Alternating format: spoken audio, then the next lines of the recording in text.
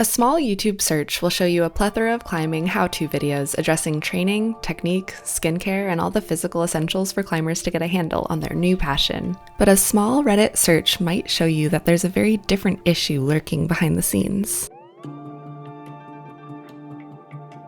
On the Reddit thread, Climber Girls, women and non-binary climbers can anonymously share their main roadblocks when it comes to making progress on the wall.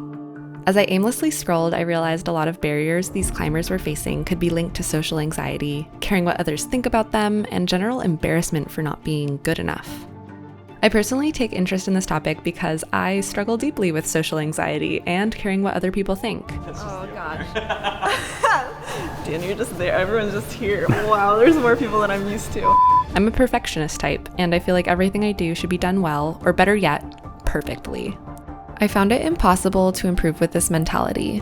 It was holding me hostage. For roughly 6 years, my climbing time pre-YouTube, if you will, I didn't want to weightlift or do any physical training that might bulk me up because of societal beauty standards I bought into at the time. I didn't want to try cave climbing or any other anti-style for that matter because I had felt significant pressure to prove myself at the climbing gym. I was one of the only girls in a boys' club, and I felt it.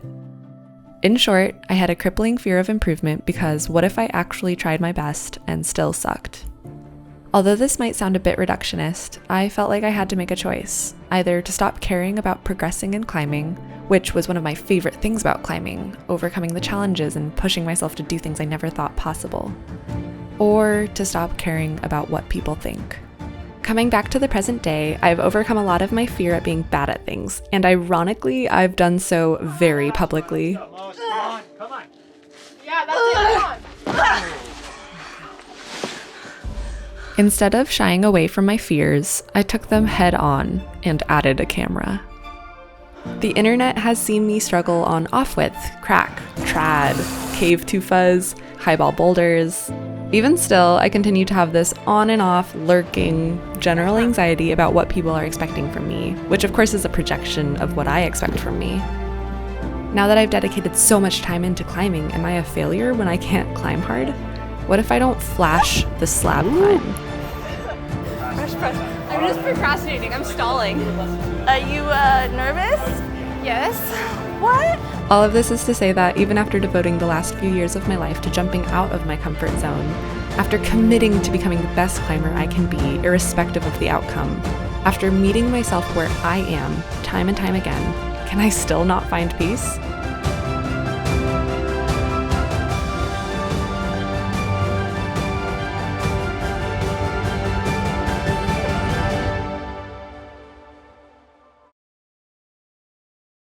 Am I a woman yet? Update? Fuck that. In my experience, there's been a big difference between having social anxiety and being confident in my sense of self. I've noticed that my ability to be stubbornly me has given me some autonomy back in a job that involves being in front of a camera all of the time.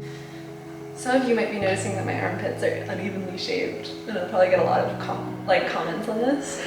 So I was just like, you know what? I'm just gonna shave one, so everyone's gonna have a problem with me. I should probably address the title of this video again because the truth is that even though I may not be the shining example of not giving a fuck, I feel I've made huge steps in the right direction and have insights worth sharing.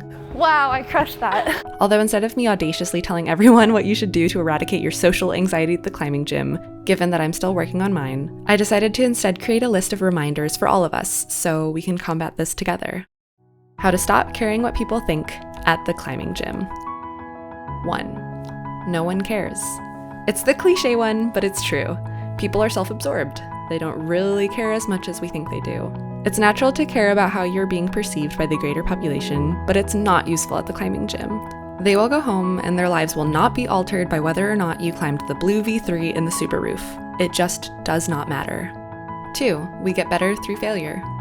There isn't one climber in the gym who isn't falling. Oh my god. Or if they're not, I think we can all agree that they aren't climbing with the intention of getting better. Which is fine, everyone can climb how they choose. But I think it's important to note that falling, although pedantically may be called failure, in actuality, it's quite literally the opposite. Yes! Ah, so good! 3. Identify secondary emotions and reframe them. This is a concept I came across at university. brief aside, is that my college degree being applicable for a second? I'll take it. Okay, so secondary emotions are any thoughts or feelings that arise in response to a primary one. I'll give a relevant example. You get scared lead climbing. Your first emotion is being afraid. You got it. Come on. Dan's got you good. You're crushing it. Now you're up there all scared and start feeling embarrassed because shouldn't you be fearless on the wall? Why are you such a... No, okay. You're good. Never actually clipped this one. Cue barrage of negative self-attacking thoughts. And voila, we have reached secondary emotion territory. Yeah, that got real scary real fast. Embarrassment, shame, annoyance, and any feeling that is in fact a reaction to your initial state of mind is only a product of social or self-expectation. These are really, really unhelpful, especially on the wall or at the gym. I try my best to identify secondary emotions as they arise and replace them with positive thoughts like, that wasn't so bad, that was actually fun. Or, that wasn't scary, it was just different, and now I've learned from it. So weird. I also find it helpful to work through the logic of the situation. Like, it's okay you're scared, climbing can be scary. Let's assess the actual danger of the situation and see if it's something I can't get past.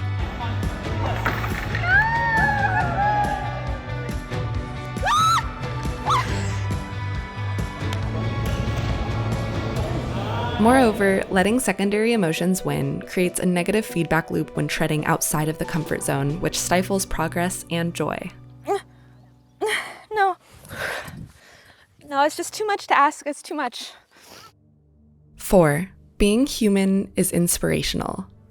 Okay, this one might be a bit niche here, but it's something that helps me personally as I become more and more recognized in the climbing community. Okay, so she climbed the walk of life but got shook off the jugs on the overhanging lead wall. If she can dream that big, maybe I can dream bigger.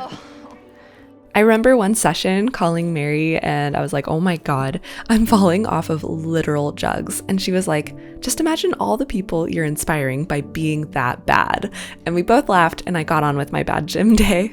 This is a fun, positive spin on my mind having the audacity to try to make up what people are thinking, which segues us into 5. The audacity. I saw this hilarious meme that is now lost into the ether forever because Instagram has an atrocious search engine about empathy being akin to thinking you can read minds. Of course, there's more to it, and I don't want to imply that there's nothing to developing a sense of those around us and responding to it. But in the end, we cannot know what others are thinking at any given moment. Anything we might sense will be viewed through our own life lens. As we broaden our experiences and live longer, we might understand more, of course, but the idea behind this point is that it's a bit impudent, don't you think, to assume that you know what everyone else is thinking and that it involves you? 6. Mirroring your expectations onto others gives them validity. It's gotta be a community effort, right? When we think things about other climbers, we give those thoughts more validity than they deserve. Comparison culture sucks, and climbing is not above it. Maybe if, whenever we get those intrusive, judgy thoughts, we see it as a reflection of our own insecurities and try to work on those instead of projecting. Then we give the thoughts less power until, hopefully, they fade into obscurity. And that's my list so far. I felt I really needed to address this topic for myself, so maybe someone on the other end really needed to hear it too. If you have any other points to add to the list or personal anecdotes to share, feel free to do so in the comments. Thanks for watching, and be sure to subscribe. Bye!